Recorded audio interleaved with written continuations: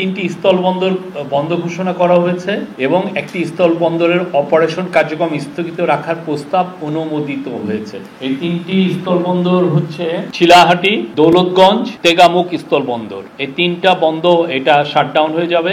আর একটার বাল্লা স্থলবন্দরের অপারেশনাল কাজকর্ম আপাতত স্থগিত রাখা হয়েছে, এই বিষয়ে ডিসিশন এসছে। তো এই চারটা বন্ধ হবে। এটা নিয়ে একটা ক্যাবিনেট কমিটি এটা কাজ করেছিলেন, এটা নিয়ে কেননা অনেকগুলো স্থলবন্দর আছে, অনেকগুলোর কোনো কাজ হয় না। স্থলবন্দরগুলো রান করতে আমাদের এই গভর্নমেন্টের ট্যাক্স পেয়ারদের অনেক মানি খরচ হয়। তো সেই জন্য আর কি এই ডিসিশনটা এসছে যে যেগুলো আসলে কোনো কাজই হচ্ছে না, অথচ সেখানে দেখা যাচ্ছে যে আমাদের অনেক অফিসিয়ালকে পোস্টিং দিতে হয়, সেখানে কিছু খরচ হয়। তো এই জন্য এই তিনটিকে শাটডাউন করার ডিসিশন নিয়েছেন আছে কাউন্সিল অফ অ্যাডভাইজার, এবং একটিকে বাল্লা স্থলবন্দরের অপারেশনাল কার্যক্রম স্থগিত ঘোষণা করা হয়েছে।